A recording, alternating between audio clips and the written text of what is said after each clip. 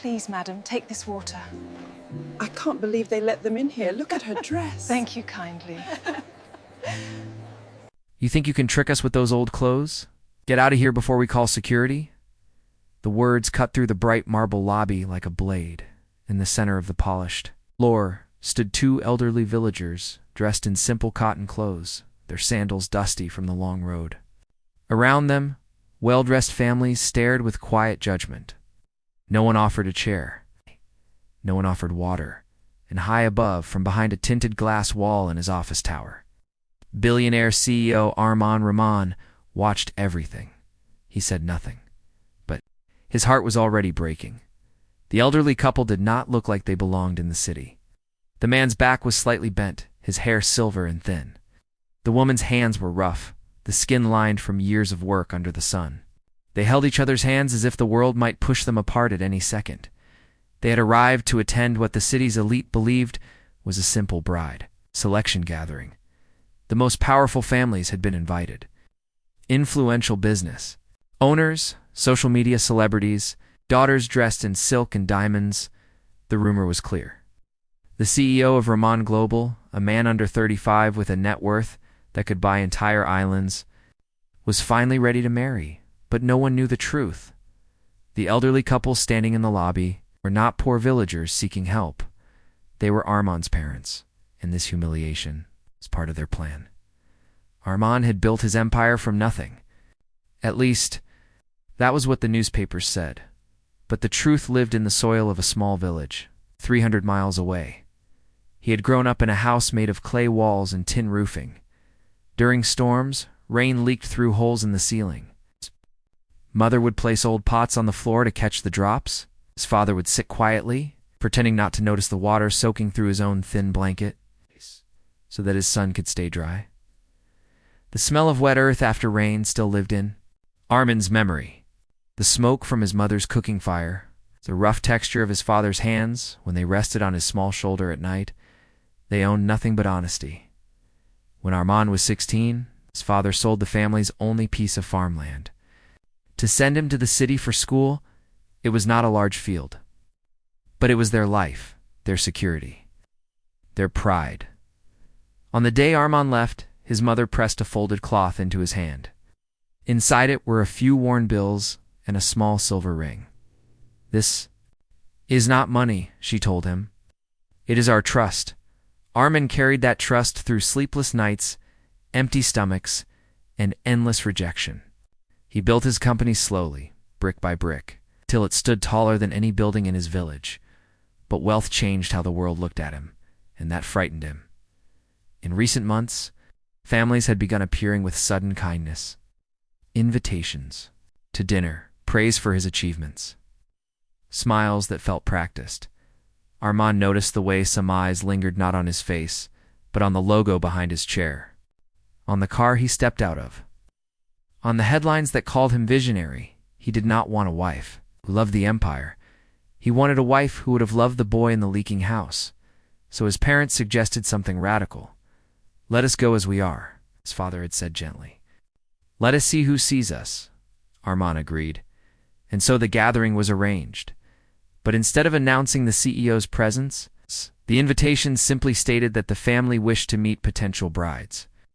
Privately at the headquarters, no one was told that the true decision would begin in the lobby. The security guard stepped closer to the elderly couple. "This event is for invited guests only," he said sharply. The old man nodded calmly and held out a simple paper card. It had been folded many times.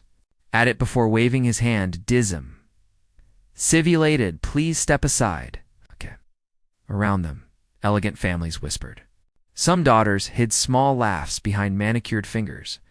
The elderly woman lowered her eyes, but she did not let go of her husband's hand. Upstairs, Armand's jaw tightened. He had known this might happen, but seeing it was different. Pain is quiet, he thought. Pride is loud. He watched carefully. Among the waiting families was a young woman named Hannah. She wore a plain cream dress.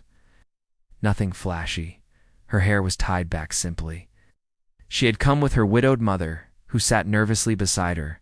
Hannah had not wanted to attend? She worked as a school teacher in a small neighborhood. Her salary was modest. 8. She had only agreed to come because her mother insisted that. Opportunities did not knock twice, but when Hannah saw the elderly couple being turned away, something stirred inside her. She noticed the trembling in the old woman's fingers, the way the old man stood straight despite the insult. No one else moved. The room felt heavy with silent agreement. Hannah stood up. "Excuse me," she said softly to the guard. "If they have an invitation, perhaps they should be allowed to sit at costs." Nothing to offer a chair. The guard frowned. "This is not your concern." But Hannah walked toward the couple anyway. She took a bottle of water from her bag and handed it to the elderly woman with both hands. "Please sit with us," she said gently. "It is a long wait." The room fell silent. Some parents shook their heads. One whispered that kindness would not win. Billionaire, but Hannah did not look at them. She looked only at the couple. Armand felt something shift inside him. "Respect does not announce itself," his father had once said. "It reveals itself in small moments." From his office, Armand noticed something else. On Hannah's wrist was a simple bracelet made of woven thread. It's the same kind his mother used to make in the village. It was a small detail, but it felt like a signal. Still, the test was not over. Minutes later, event coordinator approached the lobby. "We regret to inform you," she announced, "that there has been a misunderstanding. The CEO will only meet families with verified business backgrounds. Others may leave." The message was clear. The wealthy families relaxed. Some smiled again. The elderly couple began to rise. Hannah's mother touched her arm nervously. "Maybe we should go," her mother whispered. Hannah looked at the old man and woman. She could see the effort it took for them to stand without showing hurt. "If this is the condition," Hannah said calmly, "then we will leave as well." Her mother stared at her. "This could be your future." Hannah nodded. "A future built on silence in the face of disrespect is not the future I want." The words were simple, but upstairs, Armand felt them like thunder. The old man stopped walking. He turned slowly toward Hannah. His eyes, though aged, were clear and steady. "Child," he said quietly, "do you know who we are?" Hannah smiled. "You are guests. That is enough." The entire lobby seemed to hold its breath in that moment. The glass doors of the private elevator opened. Armand stepped out. He did not wear a suit jacket, did not carry an assistant behind him. He walked alone. The room shifted instantly. Families stood straighter. Smiles reappeared. But Armand did not look at them.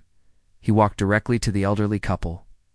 Then, in front of everyone, he bent down and touched his father's feet.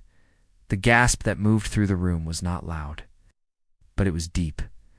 "These are my parents," Armand said calmly. The security guard's face drained of color. "The coordinator," Armand turned toward the crowd. Today was not about beauty, not about status, not about wealth. It was about respect. He looked at Hannah. "When my parents were treated as invisible, most of you agreed with your silence." Only one person stood up. His voice did not rise. It did not need to. True character shows when there is nothing to gain. Hannah felt her face warm. She had not known who they were. She had not expected anything in return. Armand stepped closer. "You offered dignity when it was unpopular. You chose kindness when it cost you opportunity." He paused. "That is the partner I have been searching for." Some families quietly gathered there. Belongings. Others avoided eye contact. The security guard lowered his head. Armand's father spoke softly, but every word carried weight. "We came dressed in dust to find a heart that shines. Wealth can be counted, character cannot." The lobby felt different now, not because of power, but because of truth.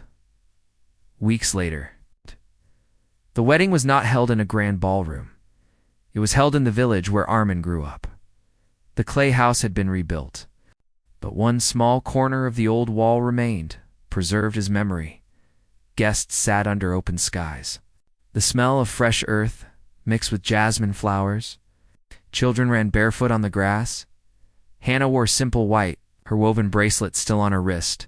Armand stood beside her, not as a billionaire, but as a son who had kept his promise. When his father placed their hands together, he whispered one final lesson. Never test love by wealth. Test it by how it treats the weak.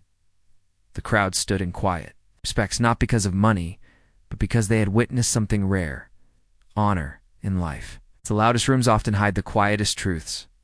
The world may bow to power, but it remembers integrity. Some battles are not fought with words, they're won with silence. And sometimes the greatest strength is the courage to stand up when everyone else sits down.